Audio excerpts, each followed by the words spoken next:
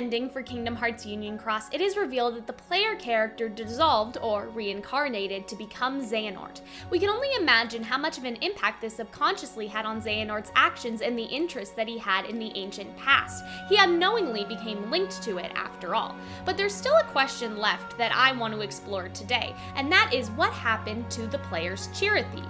And I think I have the answer. Good day everyone, it is Calxiyn here, and today I'm discussing this theory with all of you. If you enjoy discussing with other Kingdom Hearts fans, you should subscribe to be notified whenever I post a video.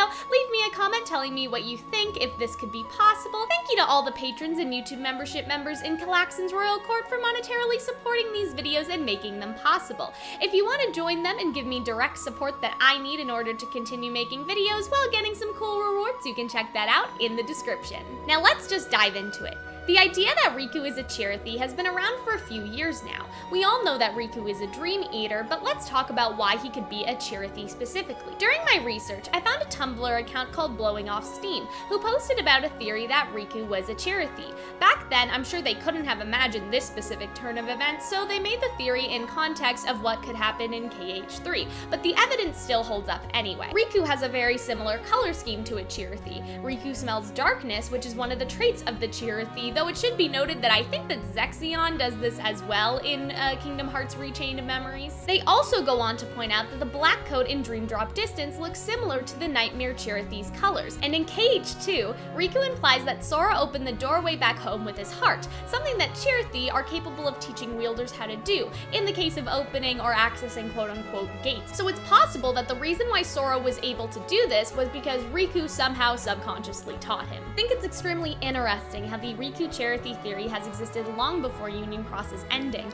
but now that I've given credit to the oldest theory I found, I want to connect this back to Union Cross as well as present some of the evidence that I've gathered myself. So what happened to the player's Chirithy when the player decided to reincarnate, and why do I think that Riku is specifically the player's or Xehanort's Chirithy? Chirithy says that their existence is connected to a Keyblade wielder's heart. When your heart disappears, we do too. When your heart sleeps, we become something to protect it. Given the difference in appearance of the Dream Eaters after merging, this implies to me that the Dream Eaters are basically a shape-shifted Chirithy that protects the wielder's hearts. It's of course implied that the player did not sleep, but instead chose to dissolve into a new heart. Though Xehanort could be a red herring, the fact that it pans to baby Xehanort after all this would imply that this was the heart that the player merged into. But let's break this down. To me, the Chirithy is basically saying, if you disappear, I disappear.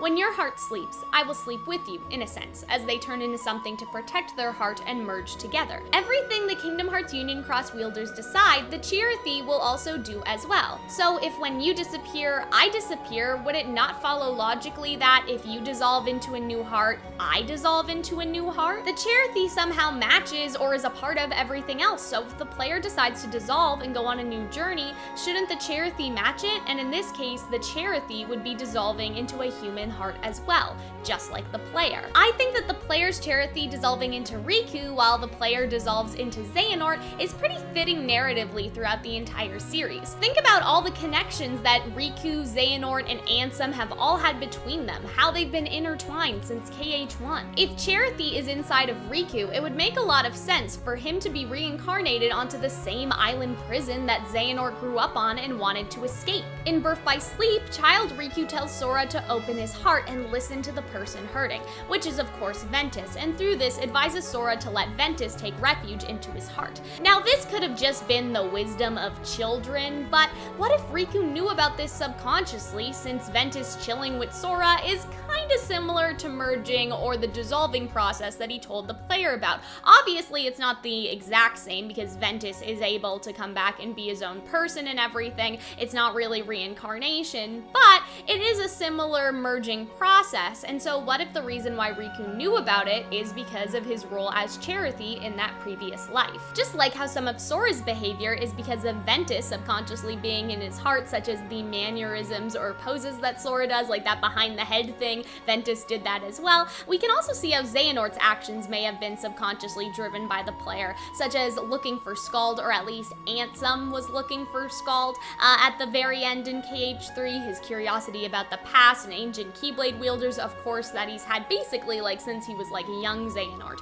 So the Riku scene here could easily be the Chirithy in him, knowing what to do. I want to put forth the possibility that Riku's Dream Eater qualities have always been present from KH1.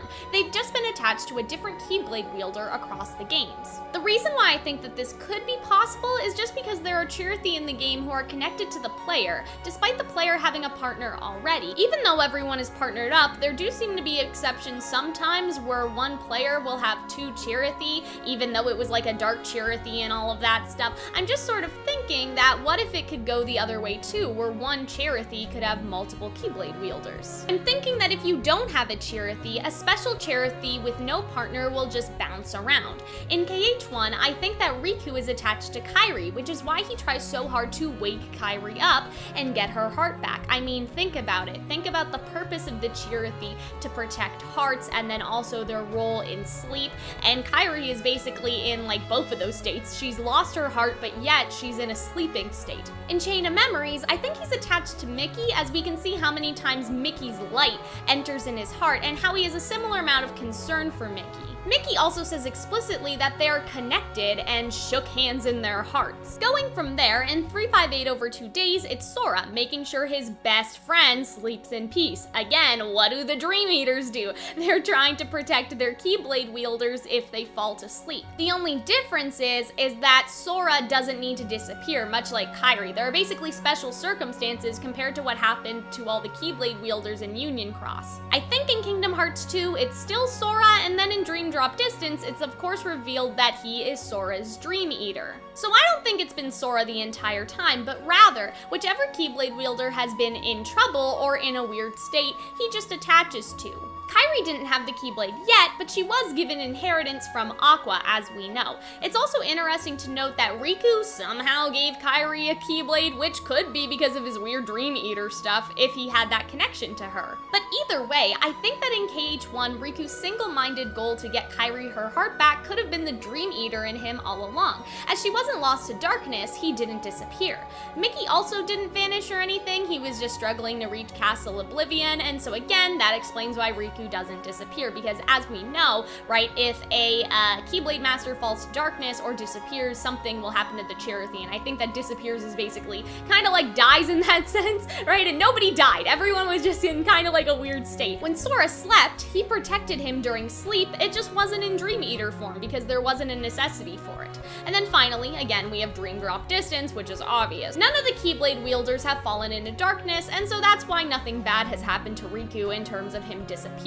Everyone has been in just kind of wonky states. But something to note is that Riku does embrace the darkness a few times. And in the way that I'm thinking, it's basically like Riku is like a phone that's trying to attach to a Wi-Fi signal. He just connects to the strongest Wi-Fi around. Like, I don't know if any of you have this, but in my house we have 4 Wi-Fi. Oh, that's 2. Anyway, my VTuber model's acting up. We have 4 different Wi-Fi extenders, and our phone will basically just try to connect to the strongest one. I think that that's how basically the Dream Eater stuff works, is that he just connects to whoever's in trouble or whoever's like the strongest Keyblade Master heart type situation. And so that plays into everything that I already said, but it also plays into how he fell into the darkness. With Ansem and Xehanort and everybody hanging around, I think that his heart could have possibly reconnected to Xehanort, aka back to the player. If the wielder falls into darkness, so will the Chirithy, and Xehanort certainly already had. Now what's interesting is that the Nightmare Chirithy can control beings of darkness, which Riku also does in KH1. It's implied the power came from Maleficent, I guess, but he also says that he learned some new tricks like pulling out Sora's shadow. Like, that's not normal. She also mentions that she's gonna help Riku unlock his full potential, but why does Riku even have that much full potential to begin with? In Chain of Memories specifically, there are so many references to Riku being different or special, and given the fact that Maleficent was in Kingdom Hearts Union Cross and she picks Riku to kind of pick on like that,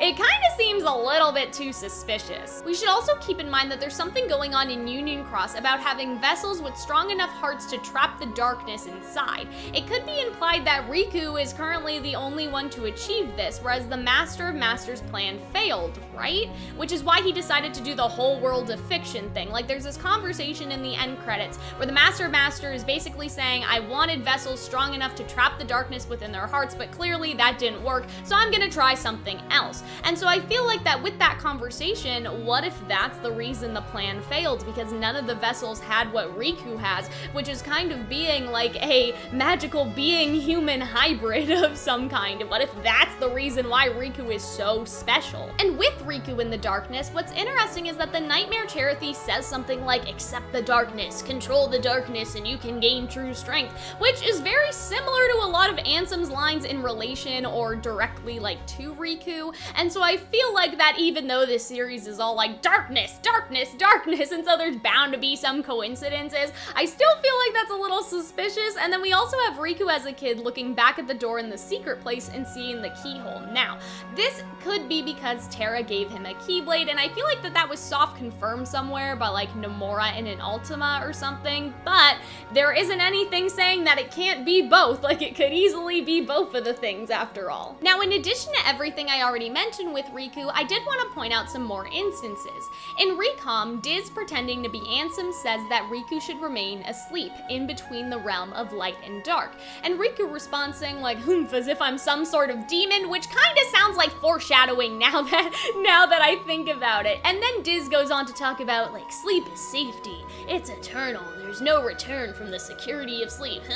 And that sort of reminds me of this space where the player and Chirithy go. Like, if you look at the scene, it's very similar of like a space, and Riku says, this seems like a boring place to take a nap anyway, and that could have also been foreshadowing to the fact that the player chose to continue on their journey, so of course Riku, now given the choice again in a way, would continue their journey as well. And notably, Naminé says that there's no power that can defeat Riku and that he will not fade, and Riku not fading could be connected to Riku being the Chirithy, since they will only fade if the Keyblade wielder they are connected with does. I mean, think about like Ventus's Chirithy. They weren't together for a long time, but that Chirithy just kind of chilled and waited, you know, and he didn't like die or anything, right? Now listen, Kingdom Hearts Union Cross is kind of confusing sometimes, so maybe like I'm getting something wrong, but that's how it seemed like to me, that the Chirithy will basically be immortal as long as nothing happens to their Keyblade wielder. But regardless of that though, throughout the series, so many people say that Riku is special when it comes to darkness, that no one has ever worn the darkness the way he does. Diz says he's a special entity that lives between light and dark, which again kind of reminds me of the Dream Eaters. And Riku chooses not to sleep again when Naminé offers it to him, reminding me of the player. So Riku now, in Chain of Memories, has chosen not to sleep twice, which reminds me of the player and how they chose to continue their journey. Instead of sleeping, Riku decides to continue despite what is offered by Naminé. So where does this all leave Riku now? Well, I think that Riku hasn't disappeared because Sora isn't technically dead.